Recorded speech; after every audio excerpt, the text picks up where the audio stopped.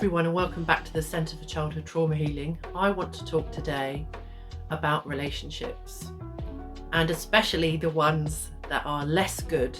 For so many of us who have survived what we've survived and come from these sort of families, environments and backgrounds that have had a lasting negative effect on our lives. It's so common that we end up in relationships, romantic ones, but I guess this also can extend to friendships and colleagues and maybe the family members that we're still having relationships with in our adulthood as well. So this actually is potentially for anyone that you're in a relationship with now, and where that relationship is not exactly where it feels it should be. One of the things that my clients often say to me, and it's something that I used to feel a lot as well myself, is that there was this frustration that the relationships, romantic or otherwise, let's just say relationships can mean anybody, anyone that you are in contact with frequently or have some sort of connection with. It was this sort of, there were occasions where you would do things or say things that you wish you hadn't, or you felt that you'd let yourself down in some way. But ultimately there's this feeling that the relationship isn't where you feel it should be. You don't feel massively happy or fulfilled, and that ultimately there's something missing. And for a long time, I know that I felt like this secret shame. I was like, there must be something wrong with me, either that I'm treated badly so often by so many different people. A lot of them have all come from totally different families and don't even know each other, and yet I'm still ending up in these relationships where I'm being mistreated, I'm being rejected, or I'm being taken advantage of. Some of my earlier relationships were abusive as well. And it was just such a frustrating cycle. And when I was 25, I had a early cancer diagnosis, like totally out of the blue. Luckily, it was early enough that all they had to do was just remove a little bit and I was fine, and that's been the end of it.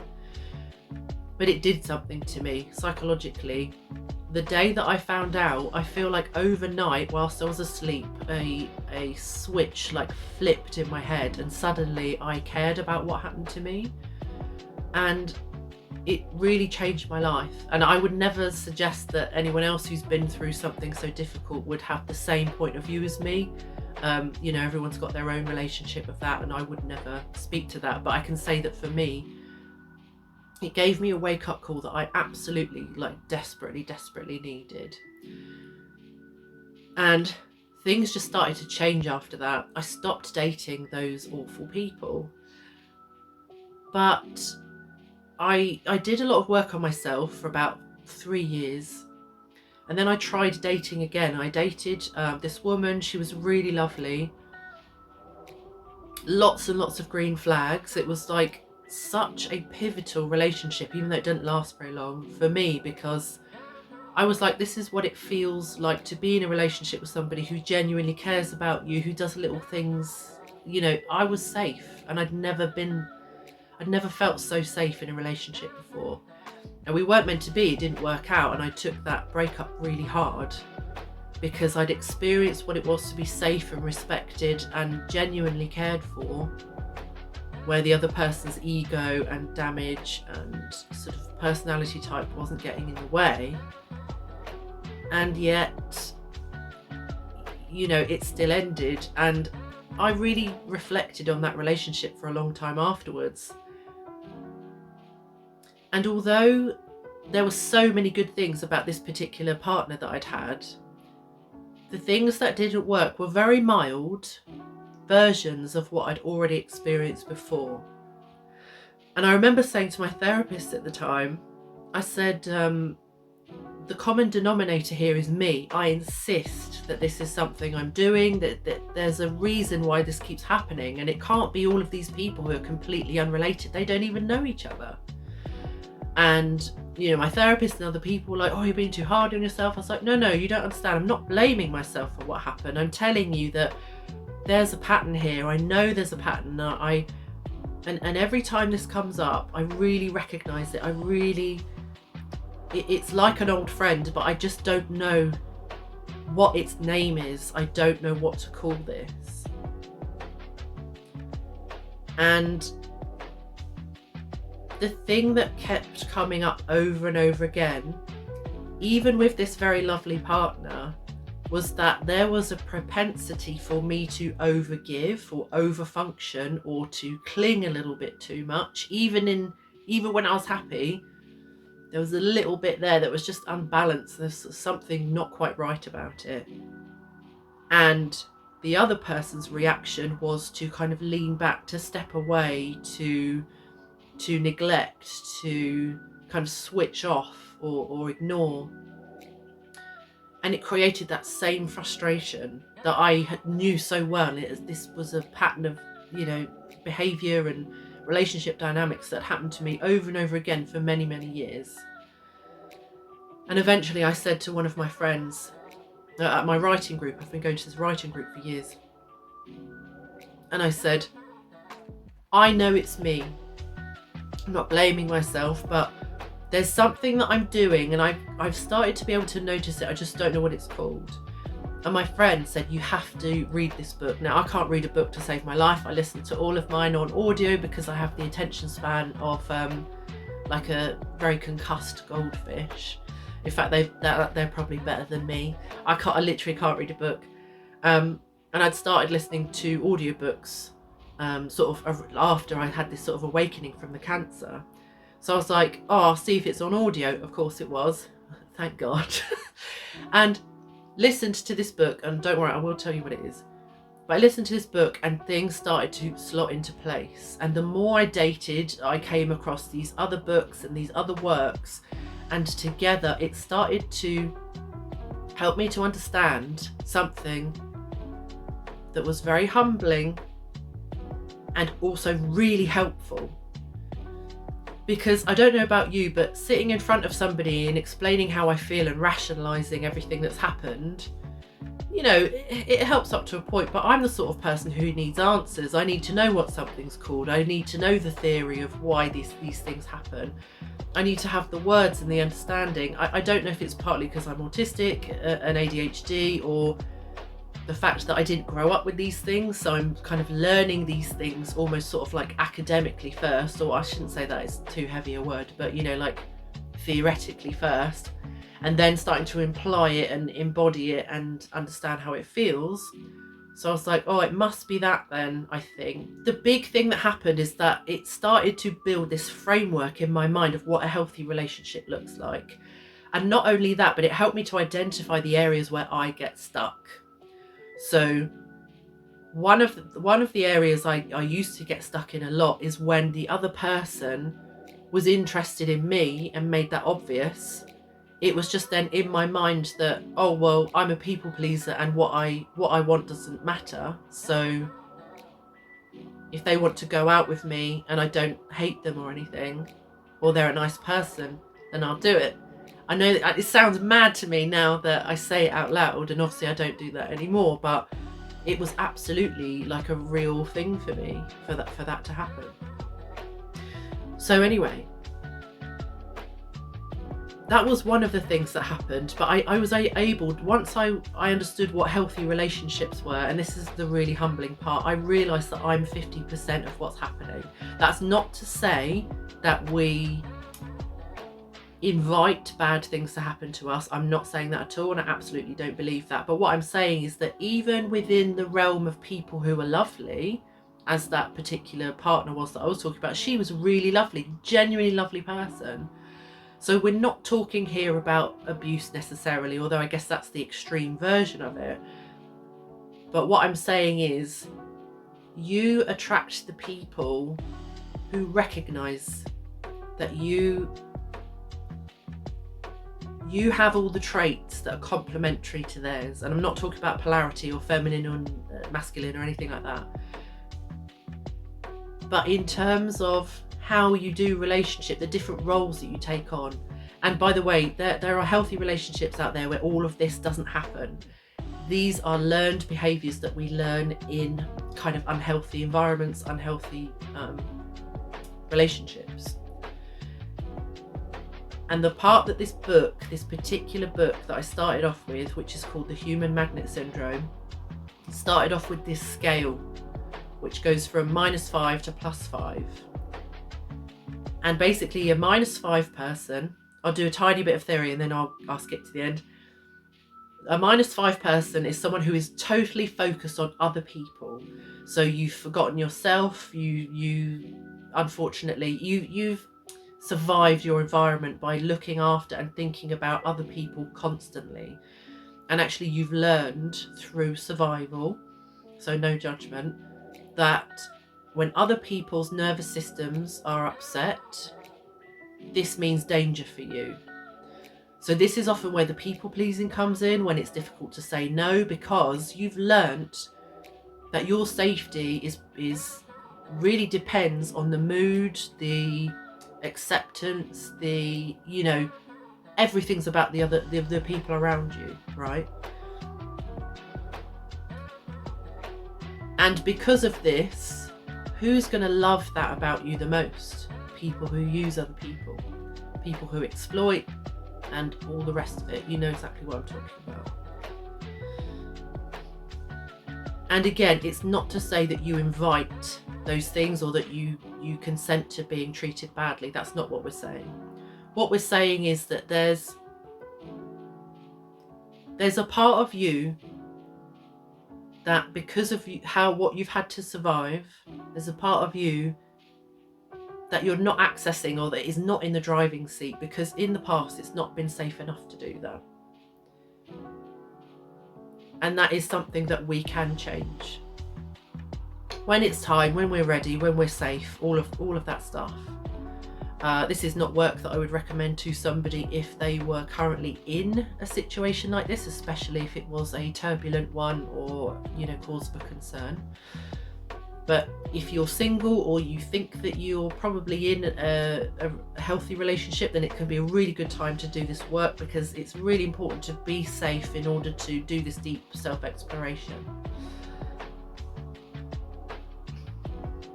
So what I want to say is that it's not inevitable, and it's also not your fault that you end up dating the wrong people, and people who might either neglect you or not be emotionally available at the very least.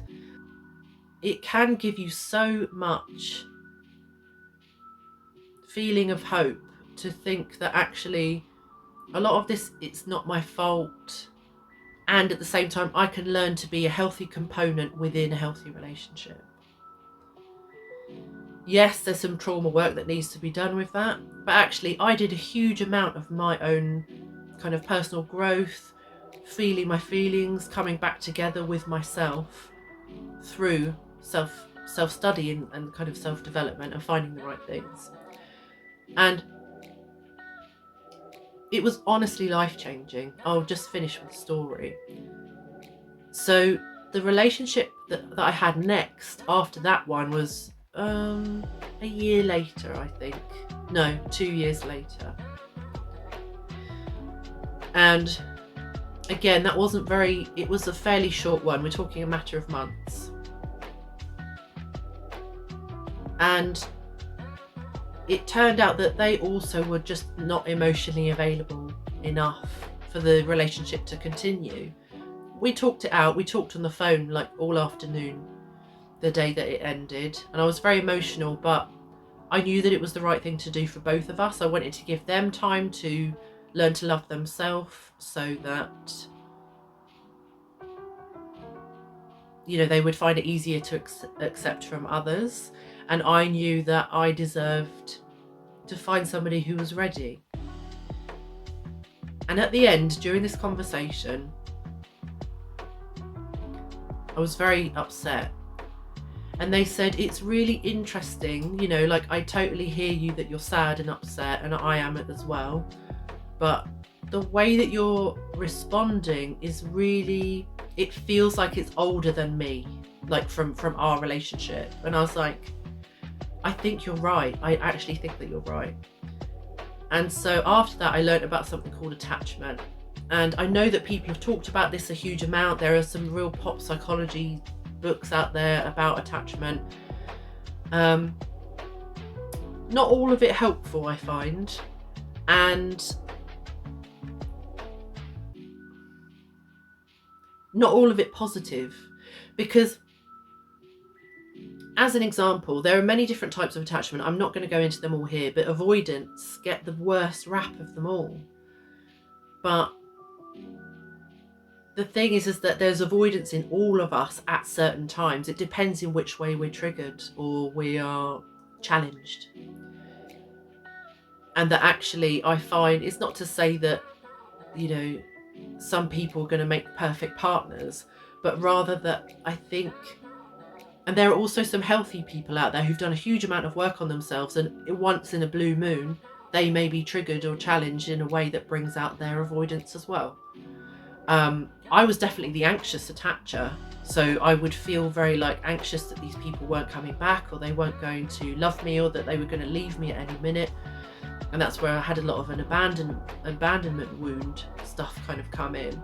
But once I recovered from that part, I actually discovered that I do have a tiny bit of avoidance in me, and only a small bit. Like my profile now, and there is a link to this to find out what yours is. My profile now is so it's 98% healthy, which is amazing. I really enjoy connection now. I'm very easy with it. Not to say that I'm easily trusting, but I'm very easy to talk to people. I feel very, very secure, and I used to be very shy and very guarded and very anxious. So that change can absolutely happen. But the tiny bit left is avoidance, and it's still, but it's not unhelpful. It's more that when I first get to meet people, it just gives me a little bit of space to work it out, and I think it's just where I'm growing in trust in my own sort of understanding, or my own, that's the wrong word, but my own concept of other people, my own judgment. That's the best way to say it. But again, it doesn't get in the way massively, and for the most part, I get to enjoy deep connection with people every day in one way or another. So all of this to say, if you've had a history of being involved with the wrong people, and you're also scared to get involved with people because you're not convinced that you'll pick any good ones, I totally hear you. And actually, you feeling anxious about that is completely sane. It's a really understandable and very logical, very good reason to be apprehensive, because it means that you recognize that something isn't quite working. You don't want to unnecessarily put yourself through too much.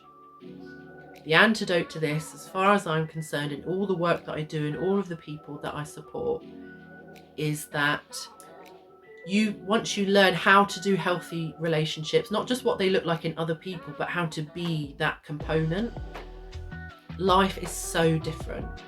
It's so different. You trust yourself, you listen to your intuition, you feel at one with all of your emotions, so that when they come up, it feels actually fine. You feel safe with all of them. As an example, I used to be very, very apprehensive about anger. I was very scared of it, and I conflated anger with violence and threats of violence and that kind of thing. But actually, I did work on myself. I confronted anger. I even went to go and box and did 2 matches in public with 1,000 people. And not that I'm suggesting that you do that, but I did that. And what I learned was that I can trust myself when I'm angry. It doesn't mean that I'm going to do anything wrong. And also, I learned that my anger loves me a lot. And I just want to let that settle, because often anger, for so many of us, not all of us, but for so many of us, is the part of us that we kind of got divorced from in the survival of what we've been through, because being angry would have just inflamed the situations that we were trying to navigate. for other people, it's the only defense mechanism they have, which is the other side of the coin, which is also totally okay and understandable and totally valid.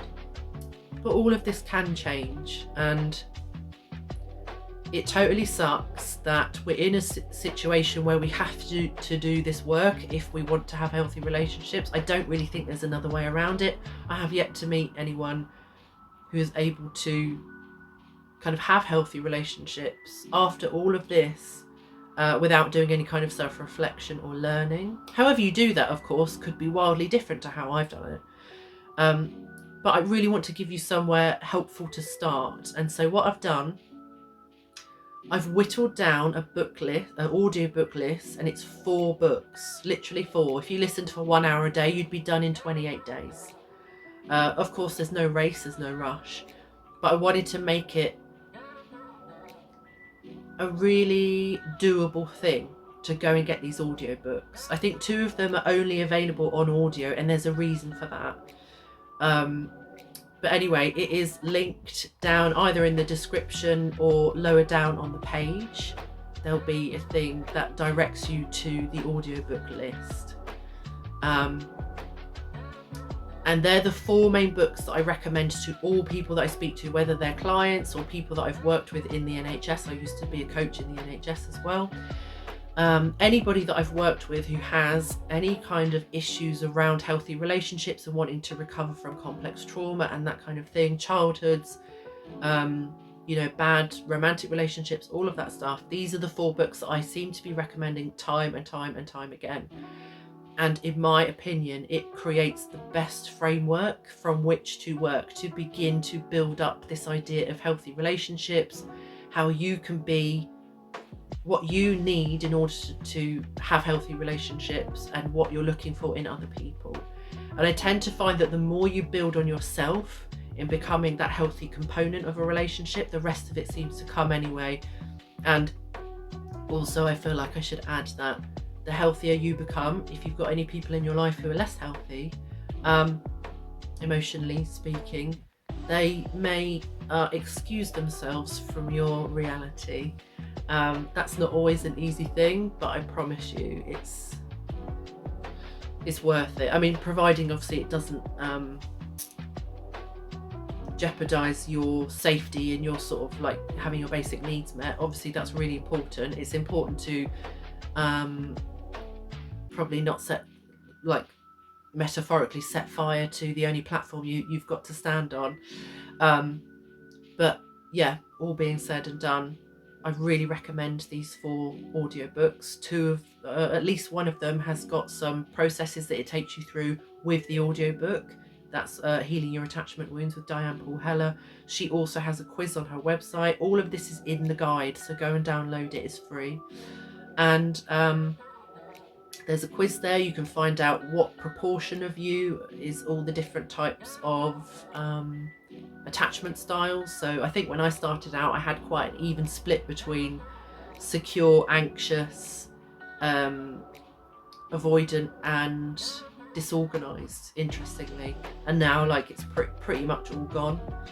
So change can happen. And do you know what? I only picked that book up, let's say 5 years ago. So 5 years kind of seems like a long time, but actually I was probably in the healthy stage, secure attachment, by, I don't know, year 3 or 4. So I can't guarantee that will happen for you, but these things can change fairly quickly in terms of your life. And I feel like connection is the thing that makes life worth living. When we've got best friends and partners and family members that we can have these really deep, lovely relationships with, it makes everything worth it, and it makes everything bearable. You can get through a lot of challenges when you've got good people around you and really good, secure, loving relationships. That's all I've got for you today, and I will see you next time.